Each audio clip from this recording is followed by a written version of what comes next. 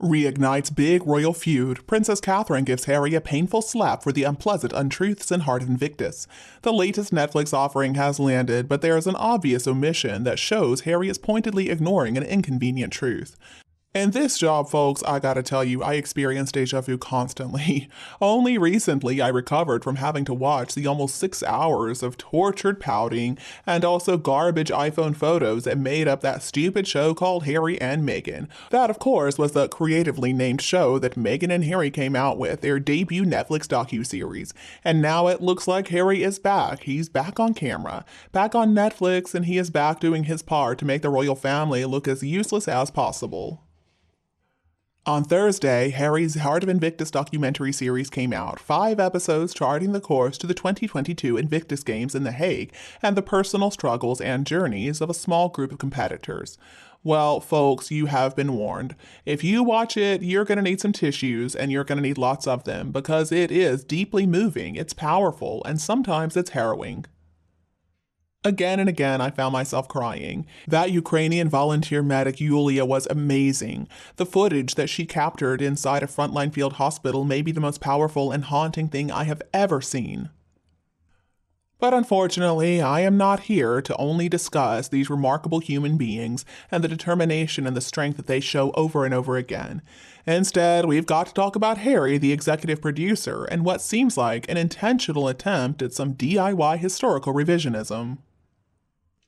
There is one thing that was basically absent, that they conveniently ignored, and they completely skipped over in Heart of Invictus, the important part the royal family and Harry's membership of the family has played in the whole story of Invictus.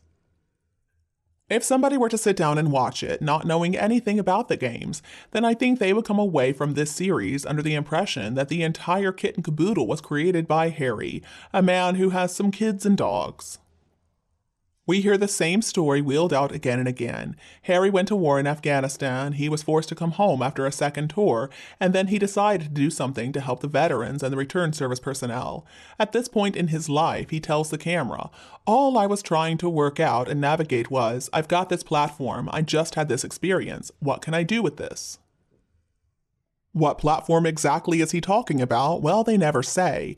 If the words royal family or monarchy were mentioned once in the whole thing, then it was a blink and you're gonna miss it type situation, because I missed it altogether.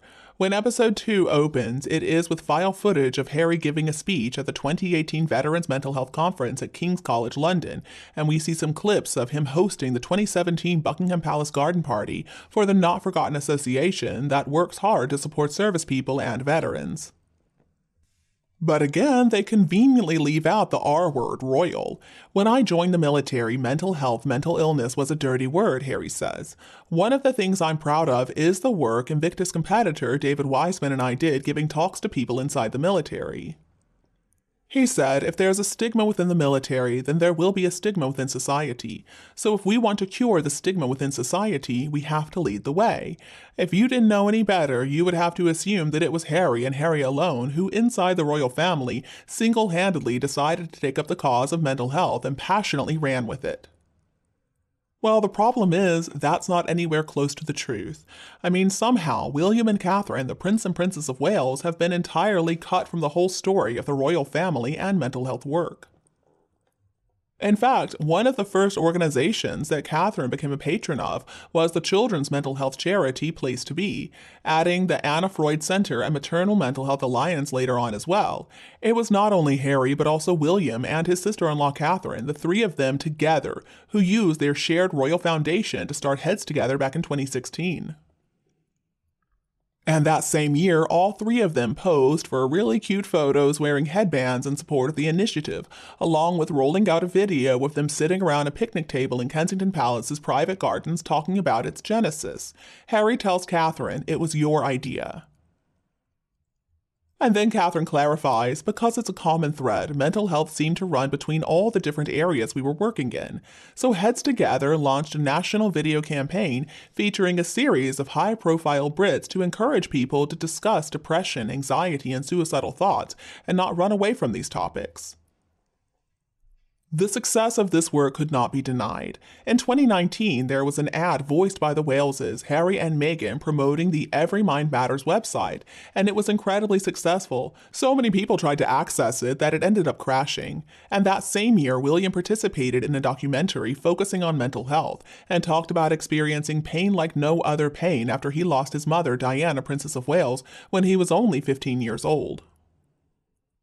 I could continue if I needed to, but I think you get the idea. It was not only Harry, it was also William and Catherine who worked so hard at the mental health coalface. But all of this is missing from Heart of Invictus. Instead, the story that we're offered is one where Harry was the only HRH to try to reframe the conversation around mental health and to destigmatize mental health problems. Any part played by anybody else is completely ignored, and the contributions of William and Catherine on this front are entirely left out. And I am not trying to detract from what Harry has achieved with Invictus. He definitely is the driving force and the beating heart of this organization. Nobody's going to deny that. But still, they completely forgot to mention the fact that, for example, the Royal Foundation played a key role in supporting the development of the Invictus Games back in 2014. That information was contained in a press release that was released around that time.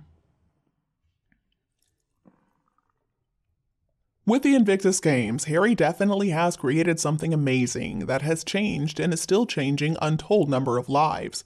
And that is more of an accomplishment than most people in the world can attest to. And yes, Harry does deserve some credit for it. He deserves praise. Watching Invictus, I couldn't help but think of what a powerhouse force Harry can be when he wants to be, of just how genuine, how natural he can appear when he wants to.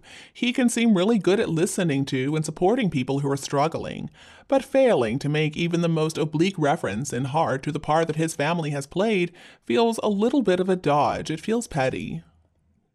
According to the way Harry tells it, how he came to where things are now with the games feels a little bit like staging Romeo and Juliet, but only reading half of their lines. It is only part of the picture. And I'm not trying to be unnecessarily harsh on Harry, but still it doesn't help him at all to not offer a fuller picture of how this came to be. Why couldn't he just be transparent about the fact that it was his membership of the royal family that gave him the chance to create this remarkable thing that is the Invictus Games?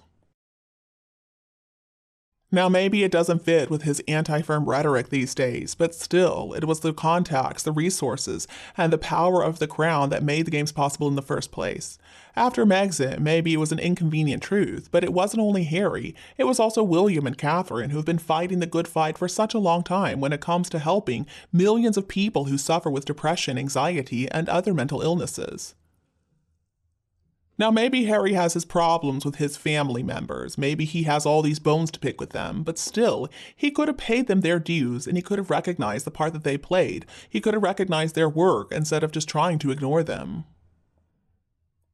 But even so, I still recommend that you watch it. Have a cry. Aside from all the scenes where you have to sit through Harry doing Zoom meetings, the rest of the series is incredibly moving and it's incredibly inspirational. And trust me, you are gonna need at least one box of tissues.